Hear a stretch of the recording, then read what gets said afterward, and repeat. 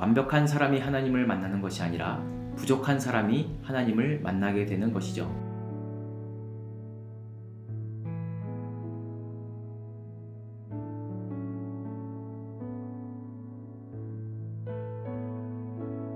안녕하세요. 말씀 묵상과 영화 감상 오늘의 상상입니다. 오늘은 구약의 성경 인물 그 네 번째 야곱이라는 인물을 통해서 나를 찾는 여행이라는 주제로 네 번에 걸쳐서 함께 은혜를 나누겠습니다. 오늘은 그 첫 번째 시간입니다. 자신의 인생과 존재에 대해 완전히 만족하며 사는 사람은 과연 얼마나 될까요? 하나님은 우리에게 인생은 정해진 운명대로 사는 것이 아니야 라는 것을 말씀하시기 위해서 오늘 우리에게 야곱 이야기를 들려주십니다. 내 인생의 변화가 필요하다면 나를 새롭게 창조하실 하나님을 찾아야 합니다. 오늘 소개할 영화는 2000년에 제작된 김지훈 감독, 송강호 주연의 반치광이라는 영화입니다. 영화 포스터에 보면 눈물나게 처절한 코미디라고 적혀 있는데 제가 가장 좋아하는 한국 코미디 영화 중에 하나입니다. 영화의 내용은 이렇습니다. 정글 같은 약육강식의 사회생활, 늘 남들보다 뒤처지는 지각쟁이 은행원 임대호는 오늘도 부지점장의 강력한 헤드락에 걸리고 맙니다. 그 헤드락에서 벗어나고자 프로레슬링에 입문한 임대호는 어릴 적 영웅이었던 반치광 울트라 타이거 마스크를 만나게 됩니다. 우리 함께 그 치열한 영화의 한 장면을 함께 보도록 하겠습니다.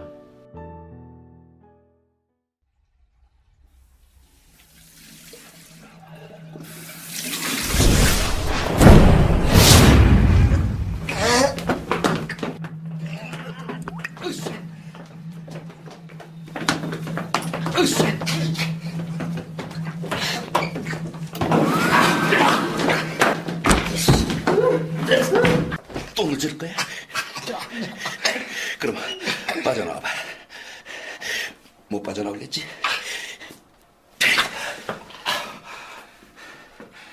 세상이 이래. 장글이야, 장글. 힘없으면 못 빠져나와. 알았어? 힘이야, 힘.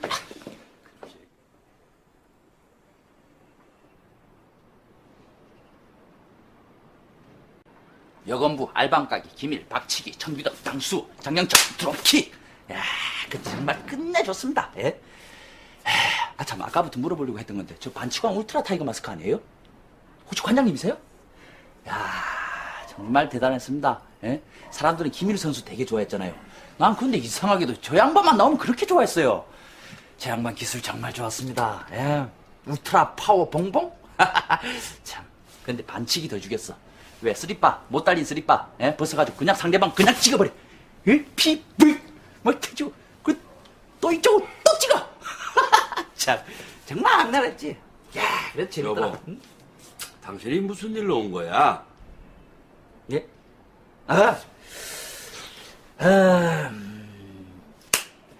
그 헤드락이요. 그 헤드락이 레슬링 기술이죠. 근데 헤드락 한번 걸리니까 그 빠져나오기 힘들던데. 관장님 주로 어떻게 빠져나오세요? 한번 걸리면? 예?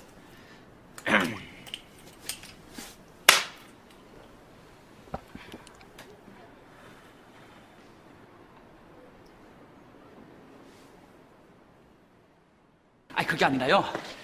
그럼 그 헤드락 푸는 것만이라도 좀 가르쳐 주세요. 예? 참, 친구 고집하고는 참. 자, 잡아봐. 세게. 더 세게.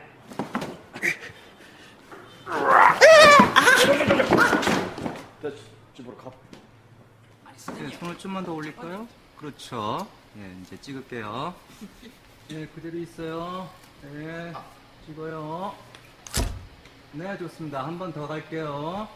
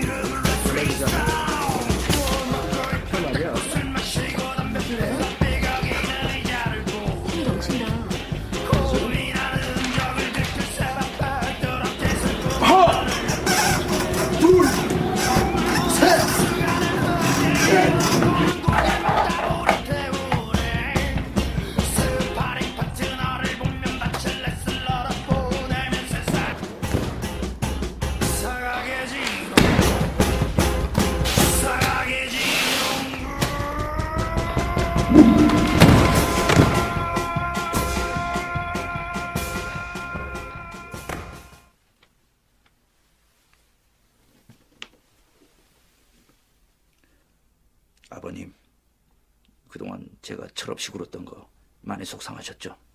됐어. 됐으니까 앞으로 잘하면 되는 게예요. 아이고 마님, 이게 뭐야? 앞으로 제가 잘하겠습니다. 이놈아! 아니, 회사 이게 빠져나와봐.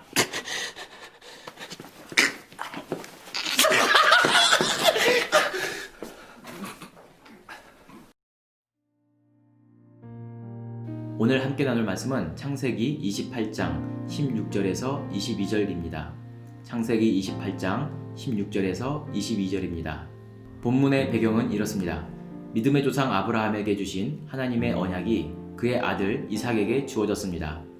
그리고 이삭에겐 아내 리브가를 통해 얻은 쌍둥이 두 아들이 있었는데 먼저 나온 장자는 붉고 강인하여서 에서라고 이름하였고 또 차자는 그의 발꿈치를 잡고 뒤에 나왔다 해서 야곱이라 이름을 지었습니다.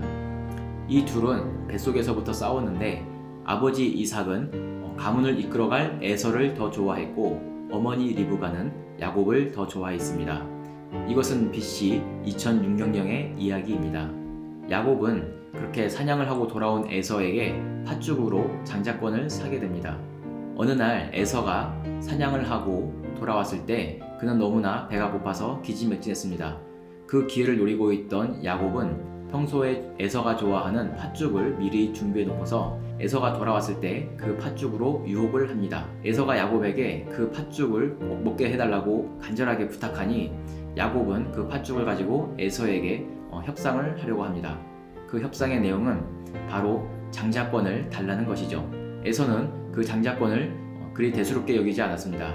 그래 그냥 네가 형 해라, 네가 장자 해라 하면서 당장 그 팥죽을 얻어먹은 것이죠. 그러나 족장시대의 장자는 유산을 2배로 물려받을 수 있었으며 가문의 제사장 역할까지 감당했던 그런 영적인 리더의 역할도 감당했습니다. 그래서 아브라함과 이삭의 계보를 잇게 되는 것이죠.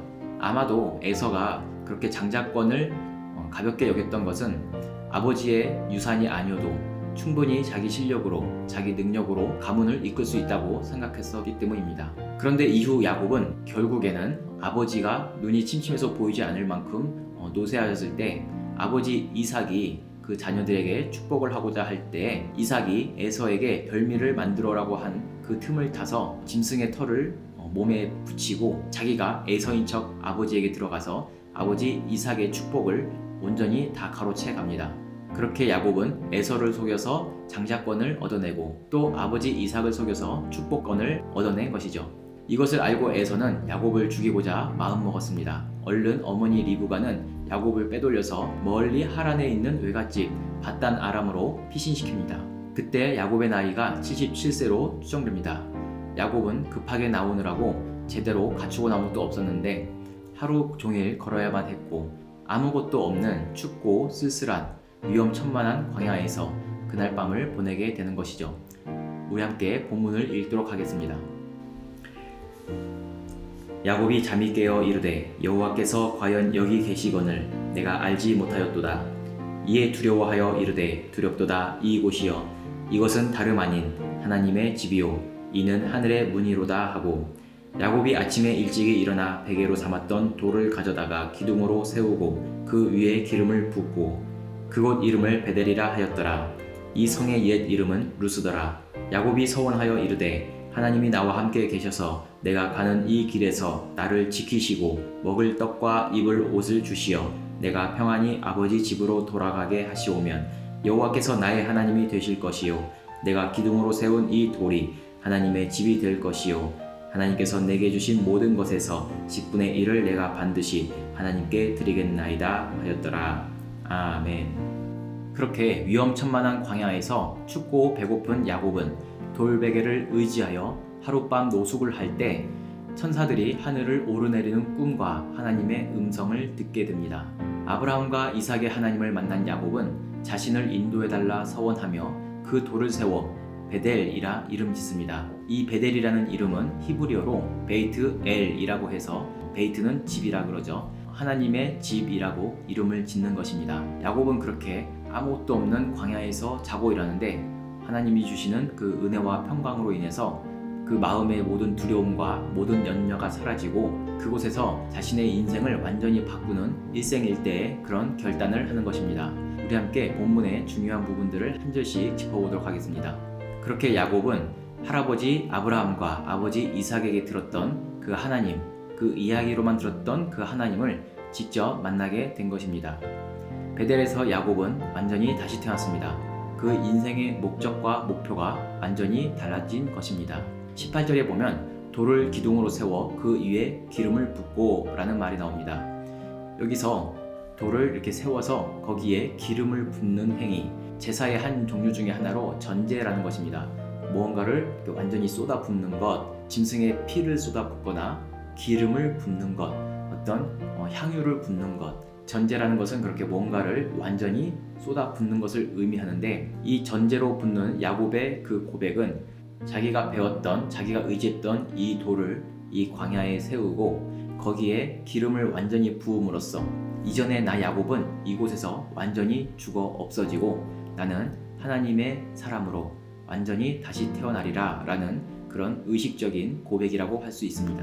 또한 20절에 서원이라는 것이 나오는데, 이 서원이라는 것은 목숨을 건 맹세라고 할 수 있습니다. 그래서 내 생명을 온전히 하나님께 드리고 내 생명의 주인은 오직 하나님이십니다 라는 고백을 하게 되는 것입니다. 그렇게 이 본문을 보면 이전에 반치광 야곱은 베델의 광야에서 완전히 죽었고 이제 하나님의 말씀으로, 하나님의 원칙으로 다시 태어나리라 라는 의식이 담겨져 있습니다. 그리고 20절에 하나님이 나와 함께 하셔서 라는 것은 임마누엘이라는 것이죠. 하나님이 나와 함께 하신다. 아브라함과 함께 하셨던, 이삭과 함께 하셨던 그 하나님이 나를 인도하시고 나를 보호하시며 내가 가는 길에 나와 함께하여 주시옵소서 라고 기도하는 것입니다. 그리고 22절에 10분의 1이라는 것은 우리 11조로 잘 알고 있죠. 나의 모든 소유가 내 힘이나 내 방법이나 내 계획으로가 아니라 온전히 하나님이 주셨다라고 하는 그런 믿음의 고백이 바로 11조입니다. 그냥 우리의 상식으로 볼 때 이 야곱의 이야기를 우리가 읽게 되면은 그렇게 사람들은 매력있고 능력있는 에서처럼 되기를 원합니다. 그래서 하나님 없이도 살 수 있기를 바라는 것이죠. 그러나 로마서 9장 13절에는 이렇게 기록됩니다. 기록된 바 내가 야곱은 사랑하고 에서는 미워하였다 하심과 같으니라. 왜 성경에서 하나님이 에서를 미워하고 야곱을 사랑하였다고 말할까요?